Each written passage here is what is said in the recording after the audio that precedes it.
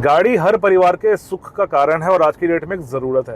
And मेरे को लगता है जब भी हम नई गाड़ी खरीदते हैं तो हम एक्सपेक्ट करते हैं कि उस गाड़ी के साथ हमारे घर में खुशियाँ आएंगी, लेकिन वो खुशियाँ अपना रास्ता बदल देती है जब आप टाटा मोटर्स की गाड़ी ले लेते हो।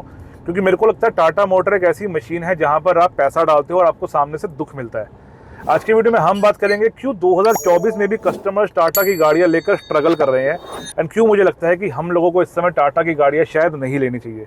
मेरा नाम है गगनप्रीत सिंह, आप लोग देख रहे हैं spare wheel and let's begin.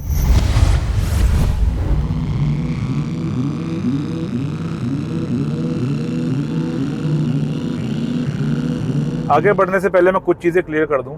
Harrier हमारे घर की चौथी गाड़ी है, तीसरी नई गाड़ी है, दूसरी टाटा मोटर्स की गाड़ी है और पहली बड़ी गाड़ी है। तो ऐसा नहीं है कि मुझे गाड़ियों का तजुर्बा कम है या टाटा के साथ मेरा एक्सपीरियंस कम है।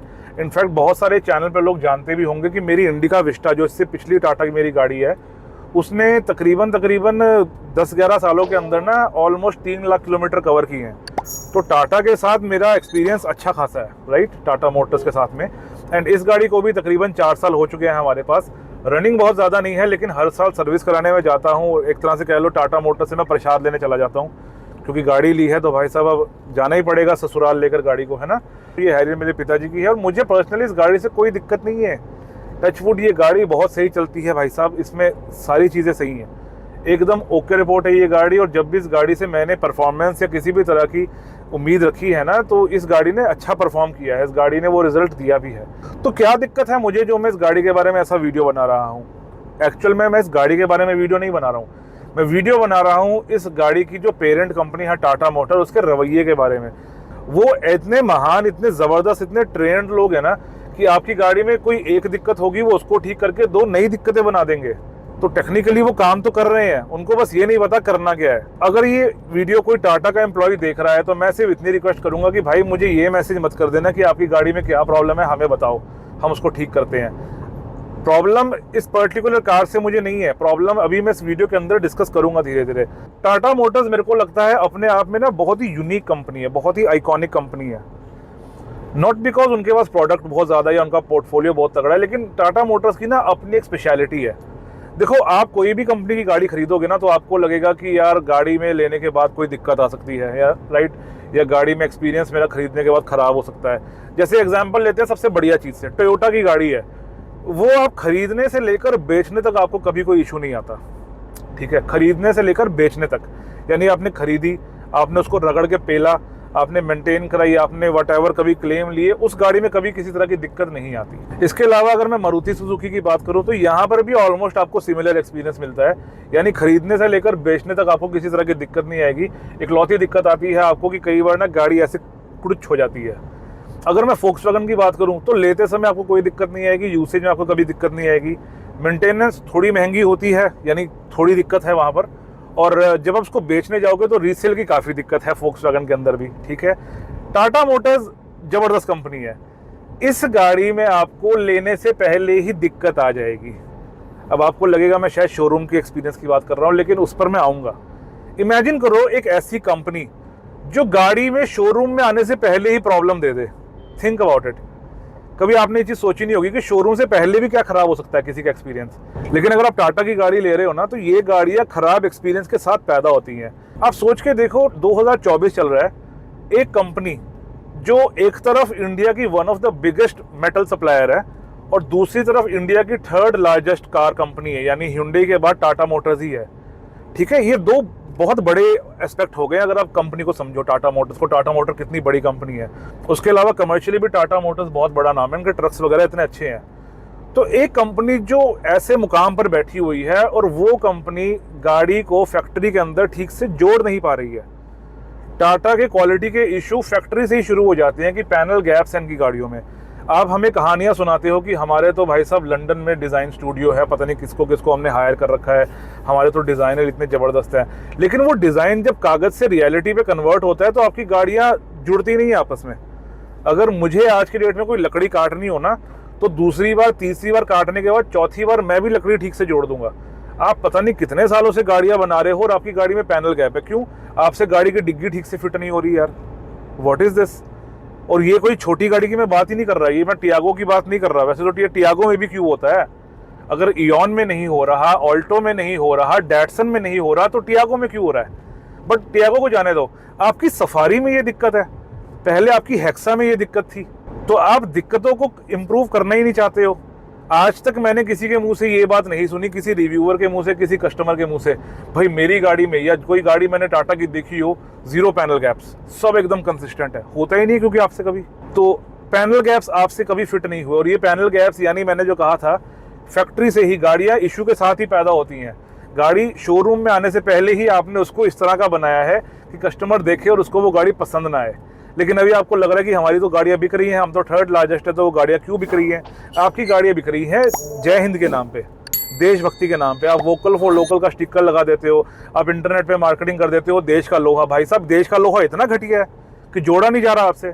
एक तरफ महिंद्रा है, कहने को तो वो भी टाटा का भाई लगता है, ठीक है कि सर्विस उनकी भी कोई बहुत खास नहीं है, पर पैनल गैप तो नहीं है भाई साहब महिंद्रा की गाड़ियों में। टाटा जितने होंगे पैनल गैप्स, तुम्हारे जितने नहीं है, अगर कोई टाटा का बंदा ये वीडियो देख रहा है तो। ये तो इशू हो गए गाड़ियों के साथ में कि आपसे ठीक से गाड़ियां नहीं बन रही। अब इसके आगे चलते हैं शोरूम के ऊपर। शोरूम में आपके लोगों को बात नहीं करनी आती। अगर मैं शोरूम के नाम लेने शुरू कर दूंगा ना, तो आप मेरे पे चढ़ जाओगे। मैंने कुछ लोगों को गाड़ियां रेकमेंड करी, मैंने एक बंदे को कहा, मैं कहा आपका इतना इतना बजट है, कुछ 14-15 लाख के आसपास, एक बार आप नेक्सॉन चेक कर लो। वो कहता आप मेरे साथ चलो, मुझे गाड़ियों की समझ नहीं है, तो मैं उसके साथ चले गया। भाई साहब, इतना गंदा डील किया उस बंदे ने। मैंने कहा भाई तू जो मर्जी ले ले, मैग्नाइट ले ले, नेक्सॉन मत लियो, क्योंकि ये लोग ही करते हैं। इतना घटिया इनका रवैया है ना शोरूम के अंदर। इनको लगता है हमारी गाड़ियां तो अपने आप बिक जाएंगी। इनको लगता है कि वो जो भी 5 स्टार के ऊपर गाड़ियां बिक रही है तो हमें क्या करने की जरूरत है। कपड़े इनके ऐसे होते हैं, यूनिफॉर्म्स इनकी ऐसी होती है। पहले तो मैंने पहले भी एक बार वीडियो बनाया है कि नीले नीले स्कूल के बच्चों जैसी यूनिफॉर्म पहनते हैं, बट उसको छोड़ दो। आजकल तो यूनिफॉर्म नहीं पहन रहे लोग। मैं एजेंसी गया हूँ तो मुझे ये नहीं पता मुझे बात किससे करनी है। एक बार को चलो यूनिफॉर्म को भी छोड़ देते हैं, मुझे फर्क नहीं पड़ता आपने क्या कपड़े पहने हुए हैं। बात नहीं करनी आती लोगों को। बंदा मुझसे आके पता है क्या पूछ रहा है? बंदा कह रहा है पाजी आप यूट्यूबर हो ना, ठीक से बताओ ना मुझे, अगर आप यूट्यूबर हो तो। ऐसे बात करते हैं। फिर ठीक से बता दिया ना अगर मैंने, तो भाई आप ही रोगे सबसे ज्यादा, क्योंकि मैं तो फिर ऐसा बता दूंगा, क्या बोलूं मैं। बट ये जो शोरूम की हालत है ना, सिर्फ इनकी ऐसी है, सिर्फ इनकी। अभी नया नया जब वीडियो जो लोग देख रहे हैं ना, क्योंकि देखो इंस्टेंटली तो कोई एक्शन नहीं लेता। आप एक बार चले जाओ लुधियाना, और वहाँ पर महिंद्रा और टाटा का शोरूम ना आमने सामने है। जिन लोगों को एजेंसी का नाम पता है, अच्छी बात है, मैं नाम नहीं ले रहा किसी का। आप दोनों एजेंसी में ऐसे ही चले जाओ। मैं अगेन वही बता रहा हूँ कि मेरा किसी पर्टिकुलर शोरूम से ग्रज नहीं है। इनके सारे शोरूम घटिया हैं, सारे घटिया शोरूम है, ठीक है। अमृतसर के अंदर शोरूम घटिया है, लुधियाना के अंदर शोरूम घटिया है, अपना जलंधर के अंदर शोरूम, हर तरफ शोरूम घटिया है इनके। तो आप लुधियाना के शोरूम चले जाओ, महिंद्रा टाटा आमने सामने है। आप टाटा में जाओगे आपको लगेगा कि क्या वाला थर्ड क्लास जगह है। आप महिंद्रा में जाओगे आपको लगेगा आप टोयोटा के शोरूम बैठे हुए हो। अब अमृतसर के टाटा के शोरूम चले जाओ, आपका कार लेने का मन नहीं करेगा। महिंद्रा में जाओगे आपको लगेगा आप टोयोटा या होंडा के शोरूम में आए हो। ये क्लास है जो महिंद्रा मेंटेन कर रहा है, इंडियन ब्रांड होने के बावजूद। चलो वो अपनी करते हैं मोनोपोली, हाइप मार्केटिंग करते हैं, गाड़ियों को ओवर प्राइस बेचते हैं। एक्सपीरियंस तो सही है ना, बंदे को बात तो करनी आती है। तुम्हारे तो बंदों को बात नहीं करनी आती। इसके बाद बात कर लेते हैं सर्विसिंग की। भाई साहब, इतनी घटिया सर्विस किसी कंपनी की नहीं हो सकती जो टाटा मोटर की है। इनको लगता है सर्विस का मतलब होता है ऑयल चेंज कर दिया, सर्विस का मतलब होता है एयर फिल्टर बदल दिया। भाई साहब, गाड़ी ले जाओ अपनी। क्या भाई, इनको कस्टमर सर्विस फ्रेज का या टर्म का पता ही नहीं है कि कोई ग्राहक आया है, उसने हमारी गाड़ी खरीदी है, चाहे वो 3 लाख रुपए की गाड़ी है सेकंड हैंड लेकर चला रहा है, चाहे वो 26-30 लाख रुपए की गाड़ी है नई लेकर चला रहा है। इनको समझ ही नहीं है कि भाई किसी को कैसे ट्रीट करना है। एक बार आप टाटा के सर्विस सेंटर जाओ, उनकी चाय पी के देखो। एक बार आप hyundai के सर्विस सेंटर जाओ, उनकी चाय पी के देखो। जमीन आसमान का फर्क है। इनफैक्ट टाटा मोटर के सर्विस सेंटर में जो सबसे अच्छा बंदा होता है ना, वो पानी पिलाने वाला होता है। बाकी सब एक से एक भरे हुए हैं इन लोगों ने। और अभी हो सकता है कोई बंदा ये देख के बोलेगा कि इसकी टाटा की गाड़ी में कोई प्रॉब्लम निकली है, ये इसलिए ऐसे बोल रहा है। मेरी गाड़ी में टचवुड कोई प्रॉब्लम नहीं है, और निकलेगी भी ना तो भाई साहब मैं खुद ही ठीक करवाऊंगा उसको। तुम्हारे बंदों को प्रॉब्लम नहीं मिलती। लिटरली मेरे को अपनी गाड़ी में ऐसी चीजें पता है जो मुझे जाके बतानी पड़ती हैं कि भाई साहब ये हुआ इसको, आपको नहीं पता चल रहा। और ऐसे और भी केसेस हैं। मैंने एक हैरियर का वीडियो बनाया था पीछे, ओनरशिप रिव्यू का। उस बंदे ने स्टीयरिंग कॉलम डलवाया था, टाटा वालों को मैंने बताया था जाके कि भाई साहब गाड़ी में ये दिक्कत हो रही है, तुम्हें पता क्यों नहीं चल रहा। फैक्ट बता रहा हूँ मैं ये, और ये मैं वीडियो में क्लियर बोल रहा हूँ ये चीज़ कि ये मैंने उनको प्रॉब्लम बताई है। उनको पता ही नहीं चल रही भाई प्रॉब्लम क्या हो रही है। उनको मैं बता रहा हूँ देखो इसको ऐसे करो तो कुछ होता है। तब जाके एक बंदे को समझ में आया था, वो बहुत मुश्किल से इशू। चलो वो बंदा फिलहाल उस एजेंसी के साथ काम नहीं करता for whatever personal reason. तो उस एक बंदे को समझ में आया और उसके सिर पे सारा काम हुआ, अदरवाइज वहाँ के किसी भी बंदे को समझ ही नहीं आया कि गाड़ी में प्रॉब्लम क्या है। ठीक है, और ये एक आधी बार नहीं होता, बहुत बार होता है। मेरी अपनी गाड़ी में ऐसी प्रॉब्लम थी जो इनको समझ नहीं आ रही थी। फैक्ट बता रहा हूँ मैं ये बात। किसी भी बंदे को कंपनी से मेरे को अप्रोच करना है ना प्रॉब्लम के लिए, गारंटी दे रहा हूँ, करके देख ले, तसल्ली कर लो भाई साहब अपनी। और यहाँ इंजीनियर भेज के देख लो अपना अमृतसर के अंदर, और वो इंजीनियर के साथ जब तुम्हारे बंदे बैठेंगे ना, उन को कुछ समझ नहीं आएगा। ये मैं मुंह पे बोलता हूँ, इतनी घटिया सर्विस है यार इस कंपनी की। और ये तो गलती से भी मत सोचना कि सिर्फ मेरे को कोई प्रॉब्लम है कंपनी से इसलिए मैं वीडियो बना रहा हूँ। रिसेंटली एक एग्जांपल आया था, जब बंदे ने सफारी खरीदी है शोरूम से, पहले उसके अंदर डीजल नहीं है, उसके बाद उसकी बैटरी बंद है। तो वो तो एग्जैक्टली, चलो मुझे याद नहीं एग्जैक्टली क्या केस था, पर बहुत ज़्यादा वायरल हुआ था ये केस। फिर अभी रिसेंटली एक और केस वायरल हुआ है, जहाँ किसी की हैरियर सर्विस सेंटर से 15-20 किलोमीटर दूर जाके गाड़ी पलट दी। चलो मेरे पास प्रॉपर डिटेल्स नहीं है, तो मैं इन क्लेम के ऊपर लड़ाई नहीं कर रहा कंपनी के साथ। बढ़िया चीज़ें अगर वायरल है तो कंपनी को स्टैंड लेना चाहिए, एक बयान देना चाहिए कि we are looking into the matter. Company की वर्डिंग जो लोगों के थ्रू पता चल रही है वो ऐसी है कि भाई साहब हम तो कुछ नहीं कर सकते, आपने अगर टोटल लॉस का पैसा लेना है तो ले लो, जो कि आपको भी पता है 60-70% मिलता है, पूरा पैसा कभी नहीं मिलता।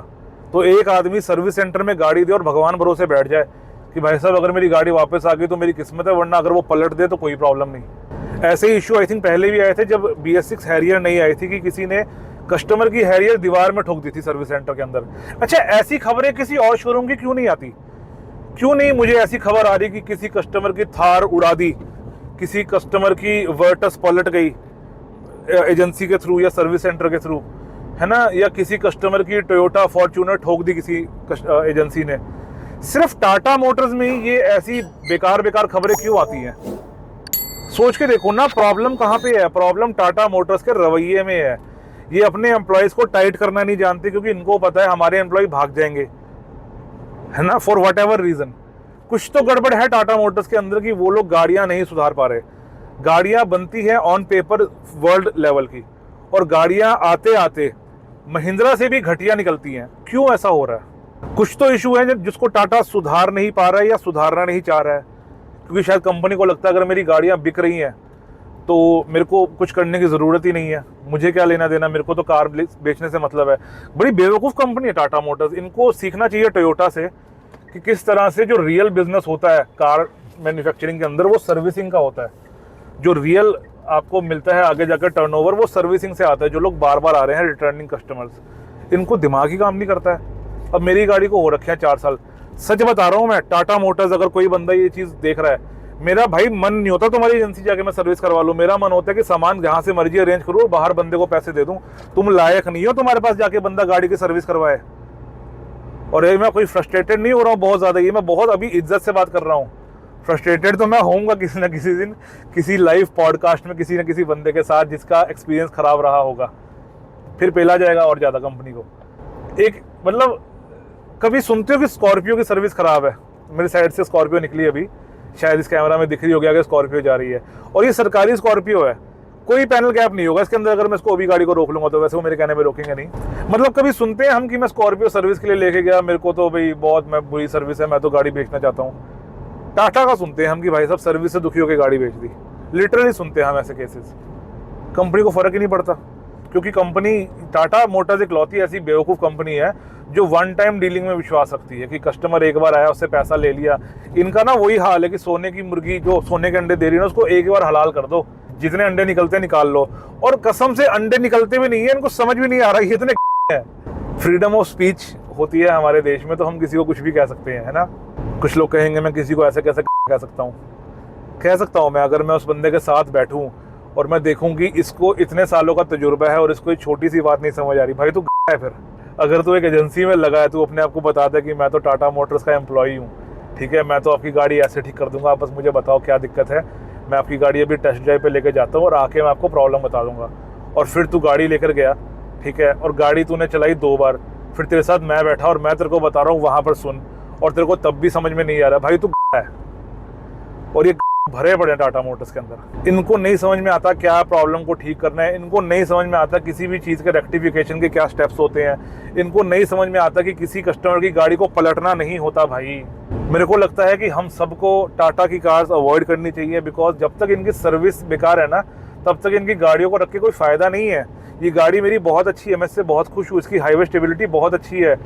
क्या करूँ मैं अगर इसमें कल को कोई इशू आ जाएगा तो मैं कहाँ ठीक कराऊँगा उसको।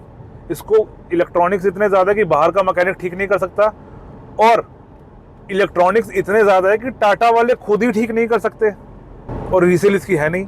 इसको मैं बेचने जाऊँगा, मैंने चलो जितने मर्जी की ली थी, more than 17-18 lakh what ever, चलो जो भी अमाउंट होगा इसका। ये BS4 का टॉप मॉडल है, इसको आज बेचने जाऊँगा सर, क्या मिलेगा? 10-11 लाख रुपये। तो मेरा पैसा 4 साल में 50% हो गया, 50% के आसपास है ना टाटा मोटर्स में रह के। अगर यही पैसा मैंने टोयोटा में दिया होता, कितना कम हो जाता वो? इससे तो बेटर ही होता भाई साहब। अगर एक बार मैंने हिम्मत करके ना थोड़ा सा कैसे करके मन बना के महिंद्रा या टोयोटा ले ली होती, तो रीसेल इससे तो बेटर ही होती। इतना बुरा हाल है टाटा मोटर्स का। ना तुम रीसेल मेंटेन कर पा रहे हो क्योंकि रोज रोज नया मॉडल लॉन्च कर दे रहे हो, ना तुम सर्विस दे पा रहे हो क्योंकि इलेक्ट्रॉनिक तुम्हारे बंदों को समझ नहीं आते, ठीक है, ना तुम्हारी गाड़ियाँ ठीक से फिट हो रही हैं क्योंकि तुम्हारी फैक्ट्री के बंदे भी हैं, या तुम्हारा वर्क एथिक बेकार है। हो सकता है कुछ लोगों को वीडियो ख़राब लगेगी कि भाई साहब आप एक वीडियो में अपनी गाड़ी में AC चलाकर इतने लोगों को गलत कैसे बोल सकते हो। आप सोच के देखो ना, इतने ज़्यादा लोग एक प्रोडक्ट पे काम कर रहे हैं, उसके बावजूद वो प्रोडक्ट परफेक्ट नहीं हो पा रहा है, तो नहीं फ़ायदा इतने लोगों का इस पे काम करने का। This is not how cars are made. Volkswagen की गाड़ियाँ 5 स्टार होती हैं, अच्छा भारी लोहा होता है और सब आपस में जुड़ा होता है सही से। मारुति की गाड़ियाँ एकदम घटिया वाला मेटल यूज़ करेंगे, वो कि आप हाथ से मोड़ो मुड़ जाएगा, उसके बावजूद एकदम सब कुछ सही तरह से जुड़ा होता है। Hyundai, टोयोटा, होंडा बीच में कहीं ना कहीं आ जाते हैं, इनका भी सब कुछ सही से जुड़ा होता है। महिंद्रा हमारे देश की कंपनी, टाटा की बड़ी बहन, छोटी बहन, जो मर्जी कह लो, इनका भी सब कुछ ठीक से जुड़ा होता है। बस एक टाटा मोटर ही ऐसा बच जाता है निकम्मा प्लेयर, जिनकी गाड़ियाँ सही से जुड़ी कभी ना पहले कभी जुड़ी थी, ना पता नहीं कभी जोड़ पाएंगे ये लोग। इतना बुरा हाल है यार तुम लोगों का, इतनी बेकार गाड़ियाँ तुम लोग बना रहे हो, तुमसे पैनल गैप नहीं सही हो रहे यार। तुम सोच के देखो ना, जो आदमी एक मैकेनिकल पैनल जो बाहर से फिजिकली चीज़ को खोल के ठीक से बंद नहीं कर पा रहा है, वो क्या तुम्हारे इंजन को रीबिल्ड करेंगे जिसमें इतने बड़े बड़े कॉम्प्लिकेटेड पार्ट्स हैं? कैसे ठीक हो पाएंगी ये चीज़ें? कभी नहीं ठीक हो पाएंगी ये चीज़ें तुमसे, तुम्हारे बस का है ही नहीं, तुमसे होता ही नहीं है भाई साहब ये। So that was all for today. I think we all should avoid Tata cars for the moment. And जिन लोगों को ये वीडियो पॉजिटिव वे में लगा कि शायद इसको देखकर कंपनी की कोई आंखें खुलेंगी तो है नहीं, पर जो लोग मेरे को सपोर्ट करते हैं इस पॉइंट के अंदर कि मैं टाटा को क्रिटिसाइज़ करूं या किसी भी कंपनी को क्रिटिसाइज़ करूं, उन लोगों से मैं अपील करता हूं कि ये हैशटैग जो आपको स्क्रीन पे दिख रहा है, टाटा सर्विस सुधारो, इसको आप एक बार ट्विटर पे जाएं, सिर्फ लिख दें ताकि थोड़ा सा ये हाईलाइट हो, थोड़ा सा कंपनी को दिखे टाटा सर्विस सुधारो, and then maybe company थोड़ा सा चले और सोचे कि मुझे अपनी सर्विस को इम्प्रूव करना चाहिए। That was all for today guys. I hope आज का वीडियो कुछ चेंज ला पाए हमारे इंडियन मार्केट के अंदर, एंड मुलाकात करेंगे ऐसी किसी दूसरे वीडियो के अंदर। तब तक के लिए keep liking, sharing, subscribing and supporting. Bye bye.